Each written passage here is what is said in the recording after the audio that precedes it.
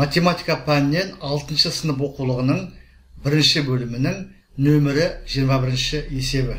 Саламатсыздар ма, құрметті оқырмандар, сіздермен бірге математика пәнінің оқытушысы Алсейітов Амангелді Құмарұлы. Бүгінгі қарастыратын есебіміз нөмірі 21-ші есеп. Тақырып ондық бөлшектерді жай бөлшектерге айналдыруға және жай бөлшектерге амалдар қолдануға арналған. Сонымен бүгінгі есебіміз 4 пункттен тұрады. Осы есептерді талдауға көшейік. Бірінші есебіміз 8,5 минус 3-тен 1. Алдымен ондық бөлшектерді жай бөлшектерге айналдырып алу керек. 8,5 дегеніміз 8,5 алдымен аралас сан түрінде жазып алайық. Минус 3-тен 1. Ыңғайлы болу үшін мына азайғышта бөлшек бөлігінің алым мен бөлімін қысқартуға болады. 5-ке қысқартып жіберейік. Сонда 8,2-ден 1 шығады. Минус 3-тен 1. Әрі қарай азайтуды орындау үшін мына аралас санды бұрыс бөлшекке айналдырайық. Бөлімінде 2 тұра береді. Аралас санды бұрыс бөлшекке айналдыру үшін бүтін бөлігін бөліміне көбейтіп алымына қосамыз. 8-ді 2-ге көбейтсек 16, оған 1-ді қоссақ 17 шығады. Сонымен 2-ден 17 минус 3-тен 1. Ортақ бөлімге келтіреміз. Ортақ бөлім 6 болады. Азайғыш үшін толықтауыш көбейткіш 3-ге тең. Азайтқыш үшін толықтауыш көбейткіш 2-ге тең. 17-ні 3-ге көбейтеміз. 51. 2-ні 1-ге көбейтеміз. 2. 51-ден 2 азайтқанда 49, бөлімінде 6.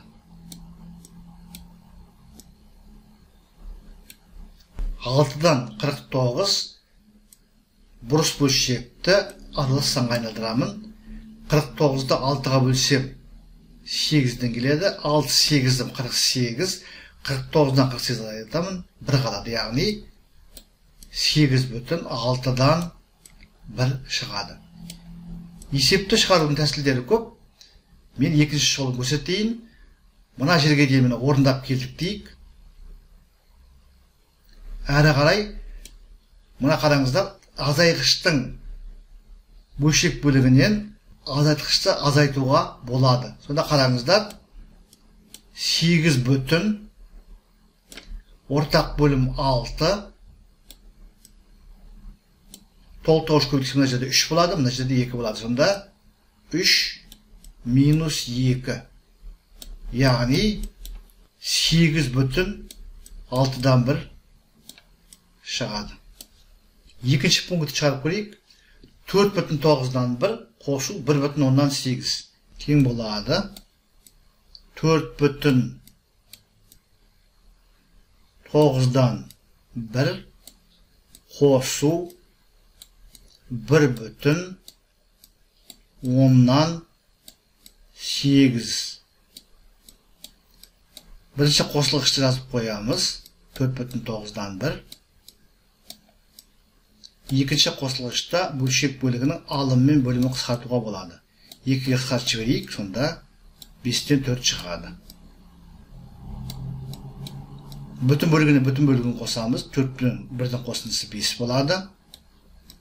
Бөлшек бөлігі мен бөлшек бөлігін қосамыз. Ортақ бөлім 45 болады.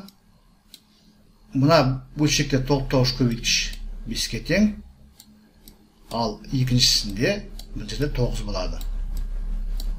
5 бірім 5. Плюстен басы салып қоямыз. 4 9-ым 36. 36-ын жазып қоямыз. Тең болады. 5,45-тен 41. Сонымен бұл пункттің жауабы 5,45-тен 41 шығады. жоғарыдағы мысалдағыдай мына аралас сандарды бұрыш бөлшектерге айналдырып алып, содан кейін де қосуға болар еді. Бірінші пункт азайту амалына берілген еді, екінші пунктте қосу амалы, енді үшінші пунктте көбейту амалы. Есепті шешуге кірісейік. Тең болат таңбасын саламын, 9-дан 1-ді жазып қоямын. Көбейтілген 100-ден 12. 100-ден 12 бөлімінде 100, алымында 12. Тең болады. Бөлшекті бөлшекке көбейткенде алымы алымына көбейтіледі, бөлімі бөліміне көбейтіледі. Алымында 1 көбейтілген 12, бөлімінде 9 көбейтілген 100. Ережені еске түсірейік. Жай бөлшекке көбейткенде алымы алымына көбейтіледі, бөлімі бөліміне көбейтіледі. Толығырақ бұл ережені былай айтады. Жай бөлшекке көбейткенде жай бөлшек шығады, оның алымы көбейткіштердің алымдардың көбейтісіне тең, бөлімі бөлімдердің көбейтісіне тең. Енді қараңыздар, 9 бен 12-ні 3-ке қысқартамыз. 9-дың орнында 3 қалады, 12-ның орнында 4 қалады.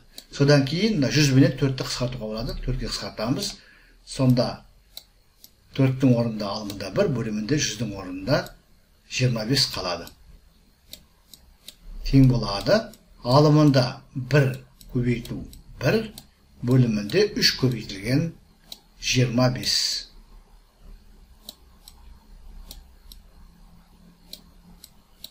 Тең болады. 1-1 көбейткенде 1, 3-ті 25-ке көбейткенде 75 шығады.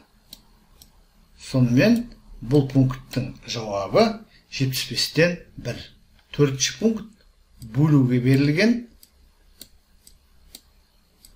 Бөлінгішті, яғни 7-ден 6-ны жазып қоямыз. Бөлінген 0,6-ны жай бөлшектеріне жазамыз, яғни 10-нан 6. Бөлшекті бөлшекке бөлгенде бөлінгішті бөлгіштің кері бөлшегіне көбейтеді. Тең болады. Бөлшекті бөлшекке көбейткенде алымы алымына көбейтіледі дедік, бөлімі бөліміне көбейтіледі. Алымында 6 көбейтілген 10, бөлімінде 7 көбейтілген 6. 6 мен 6 қысқарады.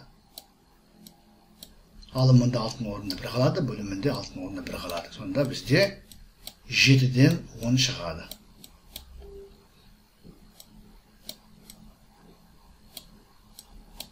Бұрыс бөлшекті аралас санға айналдырамыз.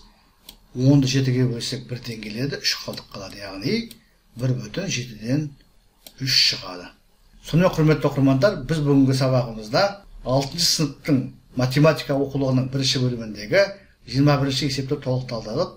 Бұл есеп 10-лық бөлшектерді жай бөлшектерге айналдырып, жай бөлшектерге амалдар қолдануға арналған. 4 есеп шығардық. 4-еуінде жай бөлшектерге 4 арифметикалық амалдарды қолдануға келтірілген. Есептер толық талданды. Егер сұрақтарыңыз болса, комментарийға жазыңыздар. Мен әдеттегідей әрбір сұраққа ұсыныс пікірге ескертуге, уақытымен және нақты жауап беруге тырысатын боламын. Зейін қойып тыңдағандарыңыз үшін көп рахмет. Келесі кездескенше.